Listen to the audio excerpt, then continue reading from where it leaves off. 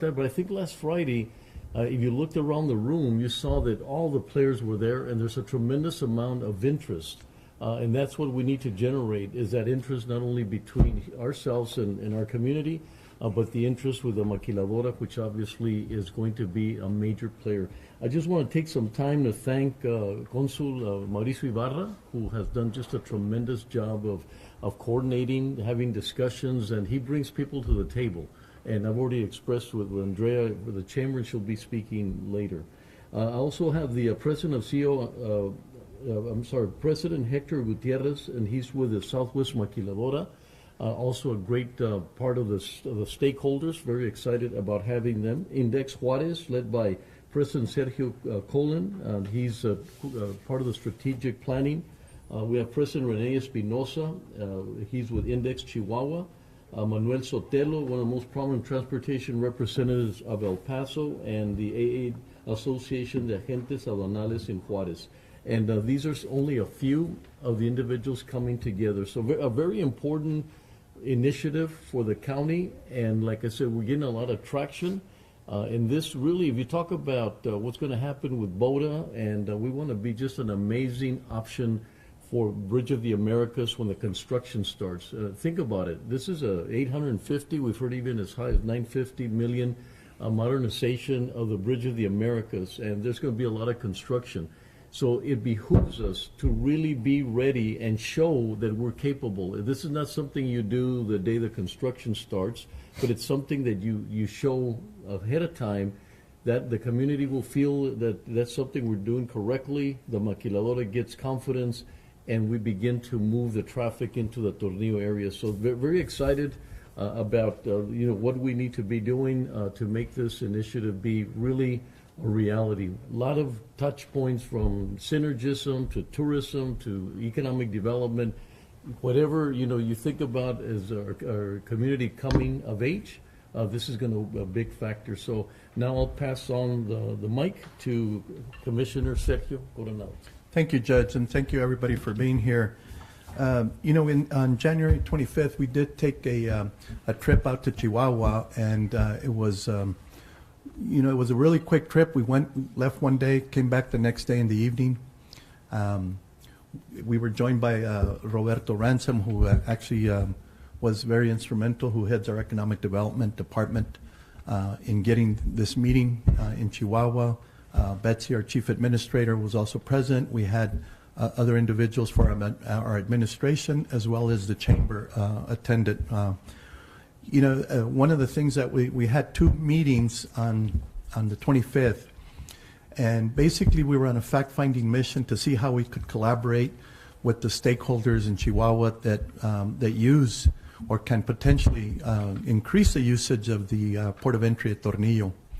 And so we wanted to make sure to see what was it that either was preventing them, or the challenges that we had in terms of the optimizing the use of the port of entry at Tornillo. So we met with stakeholders in Chihuahua, both transportation and logistics owners.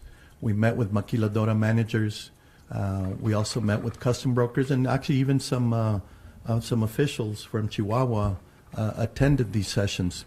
It was very productive. We got some information about some of the concerns and the challenges we have, and make sure that the port of entry is used more. And some of those information that we learned was that some of them were hesitant about the safety of that corridor that leads to the Tornillo Port of Entry coming from Chihuahua. I think those concerns were dissipated once they understood that this is now regularly patrolled by the federal authorities out there.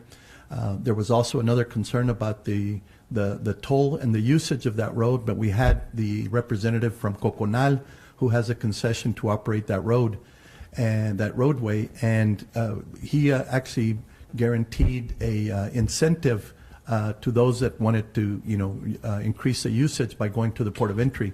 And so we got some commitments, verbal commitments from them with respect to those issues.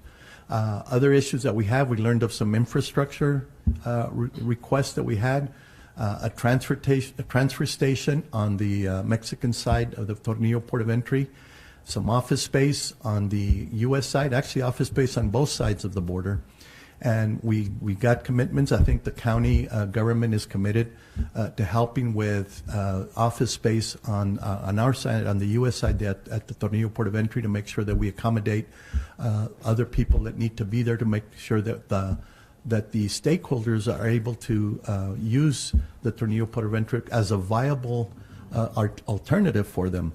And like Judge Samaniego stated, we really need to make sure that we develop that and we put that infrastructure in, because come down the road in a few years, there's not going to be other alternative for the Bridge of the Americas.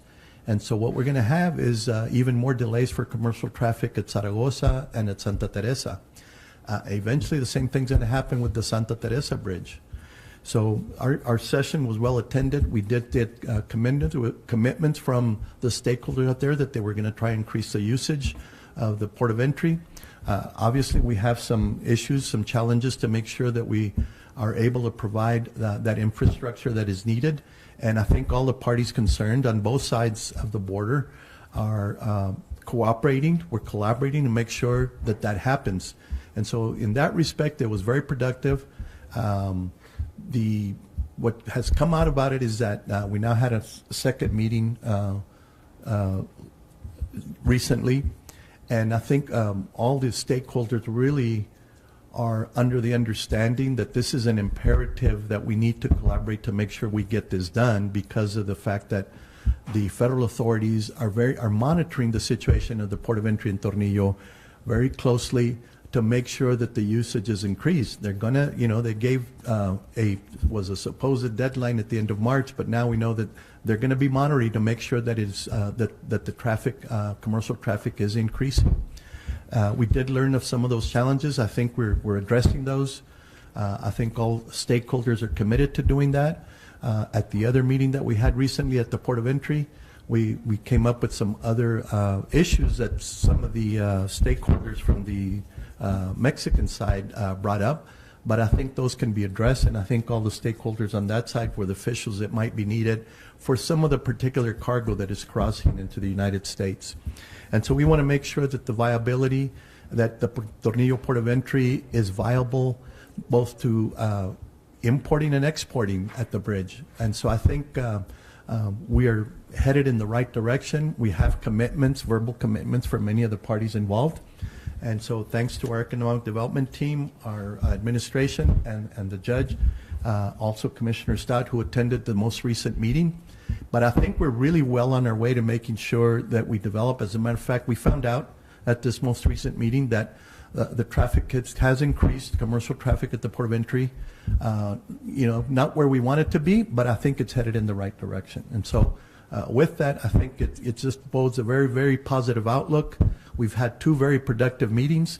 I think we need more of that, and it's great to see that both the collaboration of not just the officials but the private industry is collaborating to make sure that we make this a positive impact for both sides of the border with respect to our commercial traffic. And we know that the Tornillo Port of Entry has the largest land available for making sure that it expands, that it's got the most land of any port in the entire United States. So the potential for it to be one of those ports that is really, really with the most usage and the best infrastructure is there.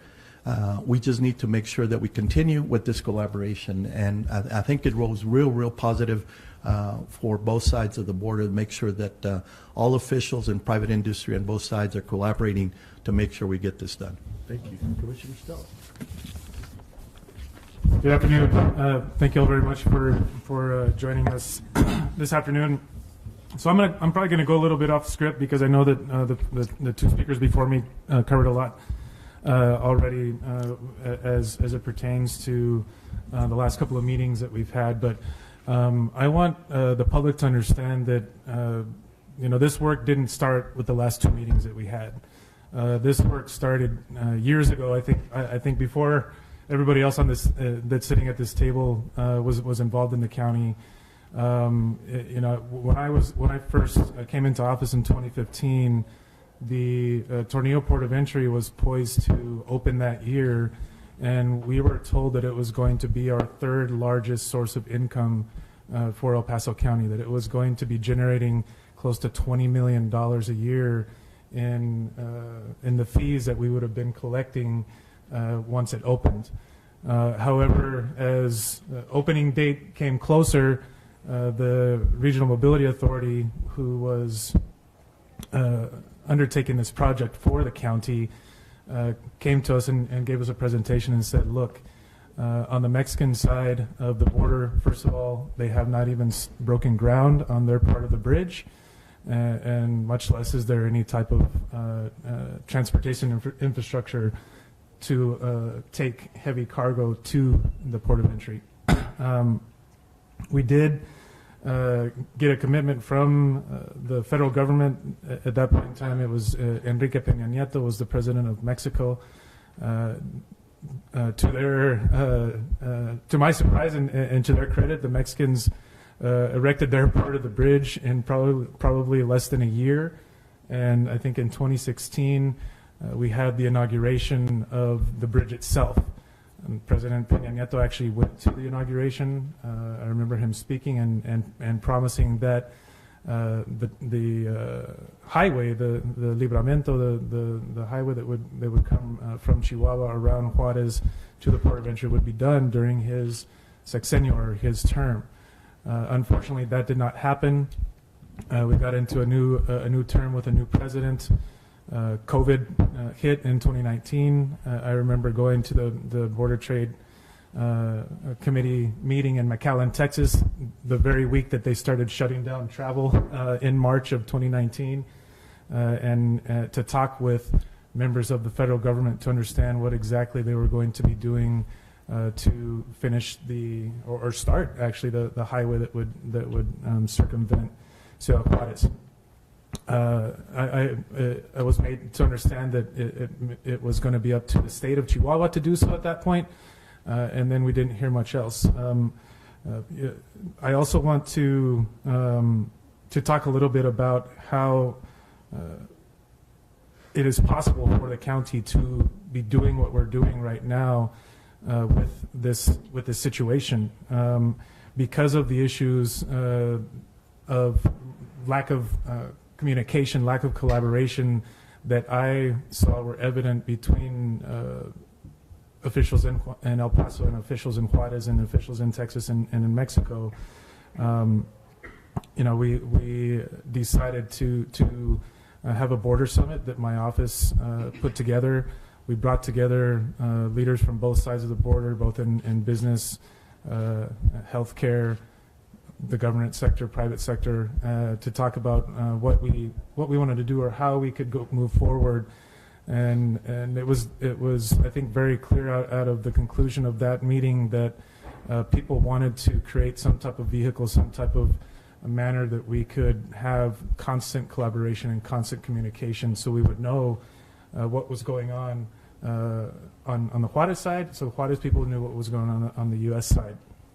We also took a trip to San Diego. We went on an intercity visit with the Chamber of Commerce. Andrew wasn't here yet, but we had the opportunity to visit with a couple of agencies that do some great binational work, and so we started talking about a model for that. Around the same time, El Paso County's Economic Development Department was housed within the city.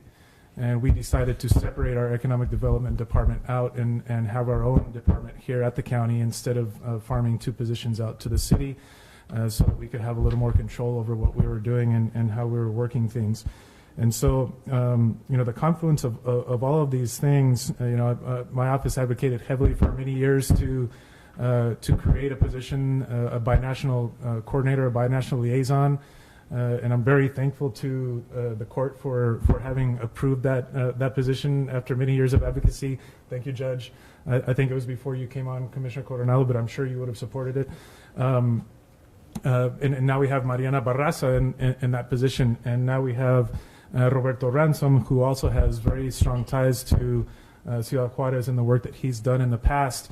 And is really both of these individuals are playing a key role in the relations that we are creating and in the meetings that we are setting up and the conversations that we are having.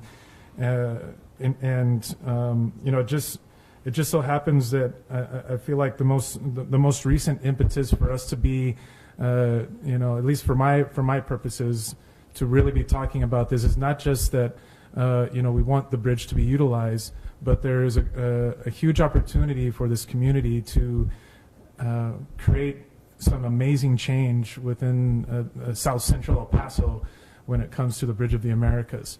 We have this unprecedented amount of money coming in for this project that Congresswoman Escobar has been spearheading, and I thank Congresswoman Escobar for her leadership role in bringing down the funding to be able to modernize the Port of Entry. But we also have an unprecedented opportunity to look at how we can remove the truck traffic from that bridge. And so I'm glad that the Commissioners Court is really talking about this and taking action, and we're having our staff work on this as well, because it's going to be a win-win. We'll be able to generate more traffic going to the Tornillo Port of Entry, and we'll be able to take truck traffic off of the Bridge of the Americas, which is something that is very important to my constituents. The trucks emit a lot of contamination, pollution into the air, and we have neighborhoods, schools, elderly folks, children that are living in this area and breathing in that contamination and breathing in that pollution. It affects their health. It affects their quality of life. And we understand that trade is the lifeblood of our economy, and we have to accommodate that. But I think that we can do a much better job of balancing how we work to accommodate that trade, and really paying attention to the health and well-being and the quality of life of our neighbors. And I'm glad that we're having the conversation. The Tornillo Port of Entry is a critical piece, and the expansion of that and use of that is a critical piece. And in doing so, we also need to be careful that we don't destroy the beautiful green valley that we have out there, where we have an interest in developing the Mission Trail, for example, and protecting our residents' health and quality of life. So, for my office, I think we're poised to use every tool available that we have. Of course, we are limited by the state in many ways, especially when it comes to zoning in that part of the county. And sometimes interests are competing, and sometimes they're complementary. But I think challenge and opportunity are something that go hand in hand, and we are up for the challenge, and I think are grateful for the opportunity. And so once again, I really want to thank my colleagues on the Commissioners Court. Thank you all for indulging me with listening to that historical context. I think it's really important for the public to understand and for people to understand how we got to where we are, and why it is, the many reasons we are doing this. And again, thank you. And I thank you also to Andrea Hutchins, who I believe now will be speaking. My intro? Yes. All right. Well, briefly, the commissioner pointed out, and thank you for the remarks, that this did not happen overnight. Us getting to this press conference, Tornillo being at the point where it's even able to accept commercial vehicles at all. I think we've all heard the saying, if you build it, they will come. I just don't think that we knew how long it would take for them to come. And so we're continuing to work with the county and look forward to working with the county to see, what additional opportunities there might be in the Tornillo area. I do have to commend the Commissioners Court, the county judge, and the economic development team. As was mentioned, we've had a number of meetings that have taken place in Chihuahua. They've taken place here in El Paso and in Austin to talk about our ports of entry here in El Paso and in the region, and how we might be able to better utilize them as a system. The El Paso Mobility Coalition, through the Chamber of Commerce, has been very vocal about the need for the ports to operate as a system. But a key component of that is ensuring that each one of the ports is operating to its utmost, best, and highest use. And I think we all know that Tornillo is underutilized. That's part of the reason that we're here today. But we also see a great deal of opportunity in Tornillo. And I think that as the Commissioners Court continues to take a leadership role, and the County El Paso Economic Development Team continues to take a leadership role, one of the things that I am most grateful for the county in doing is the fact that they take on projects like these in a collaborative way. The fact that the El Paso Chamber is sitting at the table today is indicative of the county's desire to work with the business community and work with the greater community as a whole. So it's been a number of meetings in the making, a number of listening sessions on both sides of the border. It is imperative that we have business community input from both Juarez, Chihuahua, as well as, on the United States side, New Mexico and Texas as well. And so I continue to advocate for transportation at the El Paso Chamber in cooperation with our friends at the county, and really do appreciate the leadership role that you all have taken. So thank you. Thank you. Thank you. And before closing out, I just want to thank the team, Dr. Renteria, Mariana Barraza, which is the head of financial affairs, and just providing with one fact. For year 2021, the commercial trade flows that this region saw was $116 billion. The next year, 2022, it went up to $134 billion. In 1 year, we had $18 billion, and this $18 billion is a reflection of the nearshoring, the ally shoring, and the friendshoring. So this is an opportunity really that we're capitalizing on, and just like all of the members here stated, we're really capitalizing on the needs of the users. We're making sure that we're voicing out the needs of what inspector stations we need at the Tornillo Port of Entry, what type of facilities we need there. So as next steps, we're going to be connecting with our partners and homologus in Ciudad Juarez.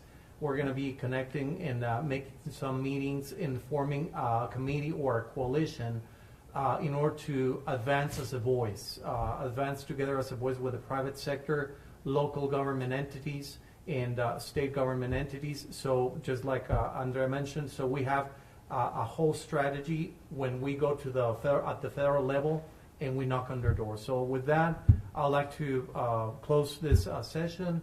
And Desiree, if you want to provide us with additional instructions here. Do you guys have any questions, or would you guys like to break out an individual? Break out? Do one-on-ones. Yeah, always. Okay, I could have answered that. thank you. Thank you all. Thank you, everybody.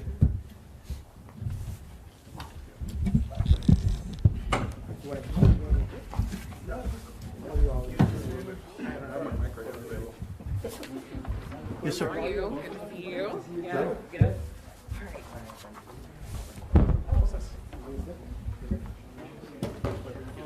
¿Quieres hablar con él? Con los dos, de hecho, I was going to ask you basically I went to the bridge. And of course, we know that they have lighter traffic bridges, as you were saying. And you guys expect, I'm going to get a bridge for 30.